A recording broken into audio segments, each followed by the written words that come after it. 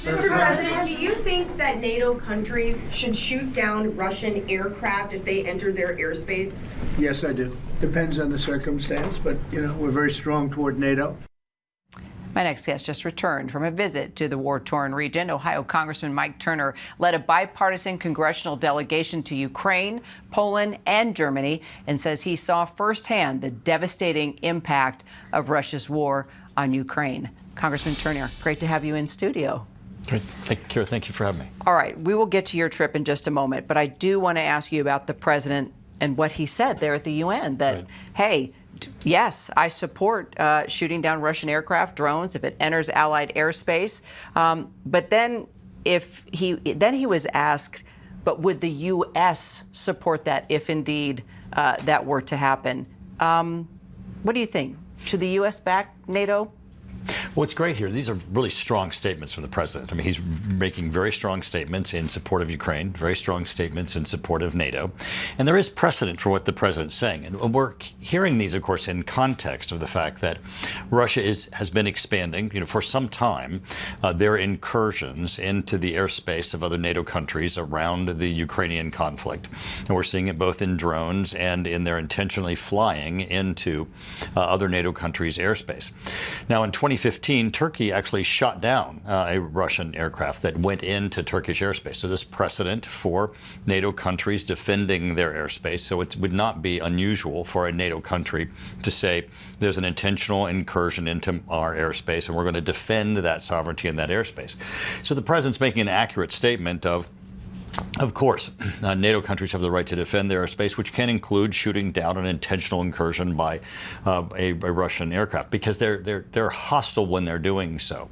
And of course, the United States is going to support a NATO country for doing so, and I think that the president accurately reflected that. Do you think that could turn into something much larger, a full-fledged war? Or is this Putin, once again, just sort of testing the waters here, and as soon as the president says to NATO countries, shoot them down, take them out, we support you, then this will eventually sort of die out, and then we see what Putin's next move is? Exactly. I mean, it's the ultimate deterrence, right, in protecting your airspace. In 2015, when Turkey shot down a Russian aircraft, you didn't see another Russian aircraft testing Turkey's airspace. And that's what we would see here.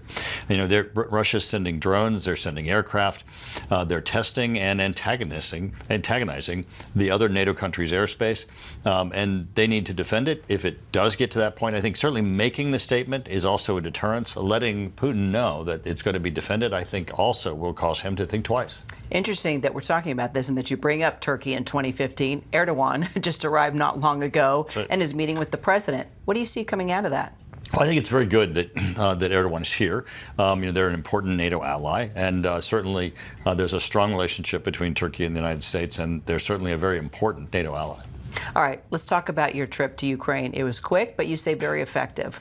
I think that Ukraine is doing much better than we hear here in Washington. But also, I think there you get really the sense that we need to strengthen our support for Ukraine. And one way we can do it is to push forward Lindsey Graham's secondary sanction bill that would impact Russia's economics, their economic ability to continue the production of their weapon systems that's allowing them to continue this murderous campaign. Because it really is their production that's allowing them to, their economy, their selling of energy, of oil that's keeping them in this fight that's really hurting Ukraine. Why isn't the president pushing harder on sanctions? And because he said he was going to hold Russia accountable, but it's sort of in this cat and mouse game. Why aren't we seeing newer, stronger sanctions? Congress called for lethal aid before an administration put forward lethal aid. I think in this instance, with Lindsey Graham's bill, we can take a leadership role. We should push this bill on the House floor. We should pass it, send it to the president's desk, give him the authority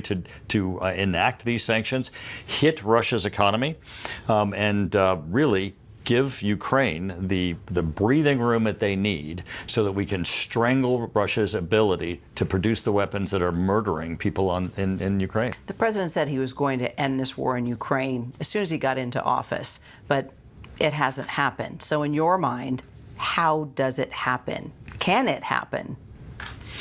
I think you can. I think Putin needs to see that there is a greater cost than what he's losing on the front line and casualties, and that pressure, I think, needs to be brought to bear. Congressman Turner, thank you so much for coming in studio. Thank you for having me.